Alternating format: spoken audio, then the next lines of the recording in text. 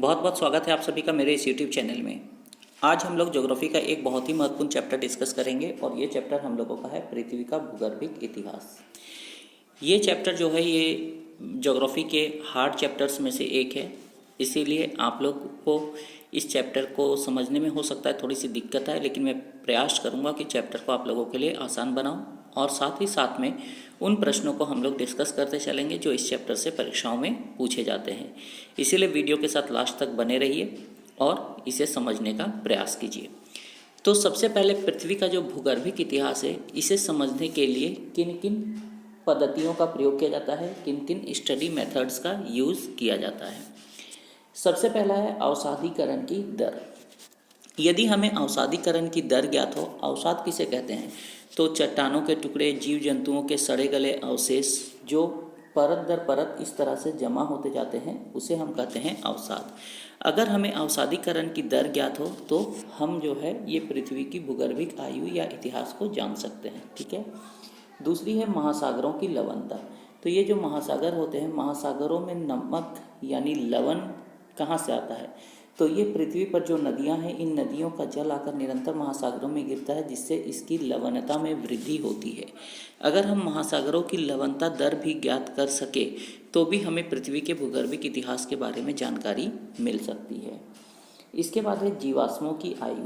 पृथ्वी पर इस तरह से बहुत सारे जीव जंतुओं के अवशेष विभिन्न परतों में मिलते हैं। अगर हम इन जीवाश्मों की आयु ज्ञात कर लेते हैं तो भी हमें पृथ्वी की आयु के बारे में जानकारी प्राप्त हो सकती है।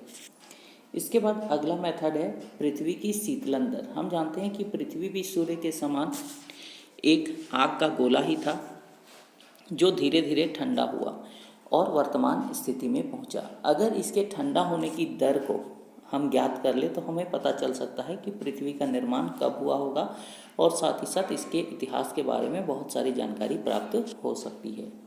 इसके बाद अगला पॉइंट है रेडियोमेट्रिक डेटिंग। हम लोगों ने कार्बन डेटिंग का नाम सुना है। कार्बन डेटिंग में जीव जंतुओं की आयु ज्ञात करने के लिए उनमें विद्यमान कार्बन 14 की मात्रा का पता लगाया जाता है और जीव जंतुओं की जो आयु होती है ना, जो अतीत में विद्यमान थे, उनके आयु का अनुमान हम लोग कार्बन 14 पद्धति या कार्बन डेटिंग विधि के द्वारा लगाते हैं। परंतु जो पृथ्वी की आयु ज्ञात करने के लिए हम लोग कार्बन डेटिंग नहीं, रेडियोमेट्रिक डेटिंग का प्रयोग करते हैं। ये आपको याद रखना है, ये एग्ज़ाम के पॉइंट ऑफ व्यू से इम्पॉर्टेंट है। पूछेगा कि पृथ्वी की भूगर्भिक आयु ज्ञात करने के लिए किस विधि का प्रयोग किया जाता है, तो यहाँ पे कार्बन डेटिंग नहीं, रेडियोमेट्रिक डेटिंग होता है। अब रेडियोमेट्रिक डेटिंग क्या होता है, तो हम लोग जानते हैं कि पृथ्वी में बहुत सारे रेडियो सक्रिय तत्व विद्यमान है, जैसे यूरेनियम है, जैसे थोरियम है। ठीक है। इनसे लगातार क्या होता है, रेडियो सक्रिय विकिरण यानी रेडिएशन होते रहते हैं।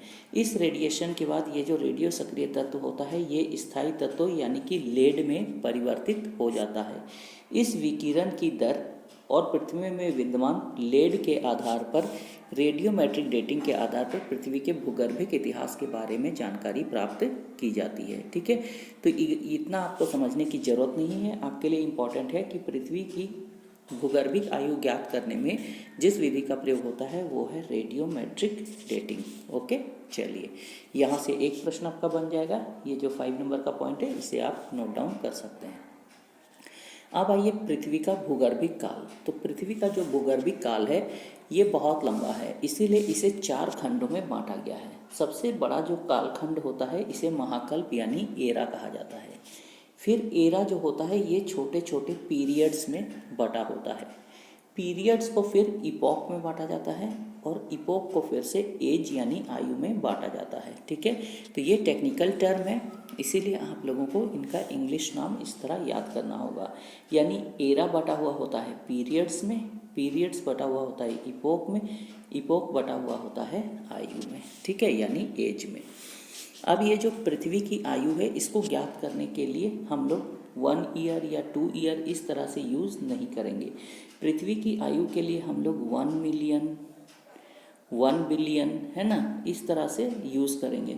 तो 1 मिलियन ईयर इक्वल टू होता है 10 लाख ईयर्स, यानी कि 1 मिलियन बराबर होता है 10 लाख, और अगर हम 1 बिलियन यूज कर रहे हैं तो इसका मतलब होगा 1 अरब। ठीक है, तो इसे आपको याद रखना है मिलियन और बिलियन को।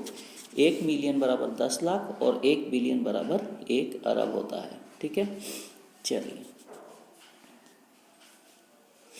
अब हम लोग फटाफट से देख लेते हैं डिवीज़न को एक बार। आप लोगों को ये डिवीज़न में एक बार दिखा दे रहा हूँ, इसको देख के घबराने की ज़रूरत नहीं है, देख लीजिए इसे अच्छा से और समझ लीजिए, और इसके बाद एक एक पर हम लोग विस्तार से बातचीत करेंगे कि यहाँ से क्या प्रश्न आते हैं। ठीक है, तो जो महाकल्प या एरा है ये 4 हैं। पहला है प्री कैम्ब्रियन महाकल्प, पैलियोजोइक, मेसोजोइक और सेनोजोइक। ठीक है, तो कौन कौन से हो गए? प्री कैम्ब्रियन, पैलियोजोइक, मेसोजोइक और सेनोजोइक। ये जो प्री कैम्ब्रियन एरा है ये सबसे बड़ा एरा है, यानी कि पृथ्वी के भूगर्भिक इतिहास का लगभग 90% भाग यहीं पर है। ठीक है, अभी हम लोग बातचीत करेंगे। प्री कैम्ब्रियन जो एरा है, इस प्री कैम्ब्रियन एरा को हम लोग 3 पीरियड में डिवाइड करते हैं। कौन कौन? तो एजोइक, आर्कियन एंड प्रोटेरोजोइक। ठीक है, अजोइक का काल है 4560 मिलियन ईयर, आर्कियन का है 4000 मिलियन ईयर और प्रोटेरोजोइक का है 2500 मिलियन ईयर। अभी हम लोग बात करेंगे अलग से। पेलियोजोइक जो है, ये पेलियोजोइक एरा को हम लोग 6 पीरियड में डिवाइड करते हैं। ये 6 पीरियड कौन कौन है? तो Cambrian, Ordovician, Silurian, Devonian, Carboniferous and Permian. ठीक है, तो ये पेलियोजोइक हो गया। पेलियोजोइक के बाद में आते हैं हम लोग मेसोजोइक में। मेसोजोइक को हम लोग 3 पीरियड में बांटते हैं, ट्राइएसिक, जुरासिक एंड क्रिटेशियस। ठीक है, इनका काल दिया हुआ है ब्रैकेट में 248 मिलियन वर्ष, जुरासिक का है 205 मिलियन वर्ष, क्रिटेशियस का है 142 मिलियन वर्ष। ये बेसिकली डायनासोर का काल था, इस समय पृथ्वी पर डायनासोर थे। हम लोग आगे बातचीत करेंगे। इसके बाद जो चौथा एरा है ये है सेनोजोइक। सेनोजोइक को 2 पीरियड्स में डिवाइड किया गया है। ये 2 पीरियड जो हैं ये है टर्शियरी और क्वाटरनरी। ठीक है, ये जो 2 पीरियड आपके हैं ये कौन कौन से हैं? तो एक है टर्शियरी और दूसरा है क्वाटरनरी। टर्शियरी को 5 इपोक्स में बांटा गया है, पेलियोसिन, इयोसिन, ओलिगोसिन, मियोसिन और प्लायोसिन, है ना।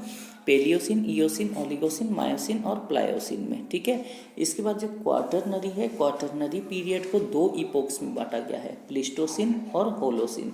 ब्रैकेट में सब इनका जो है ये टाइम स्पेन लिखा हुआ है। ठीक है, जैसे पेलियोसिन का है 65 मिलियन ईयर, इयोसिन का है 55 मिलियन ईयर, ओलिगोसिन का है 34 मिलियन ईयर, मियोसिन का 24 मिलियन ईयर, प्लायोसिन का 5.3 मिलियन ईयर। ठीक है, इधर आएंगे अगर क्वाटरनरी में, तो क्वाटरनरी पीरियड को 2 इपोक्स में बांटा गया, प्लीस्टोसिन का है 2.5 मिलियन ईयर और होलोसिन का है 0.01 मिलियन ईयर। ठीक है, तो ये हो गया आपका जो है ये महाकल्पों का डिवीज़न।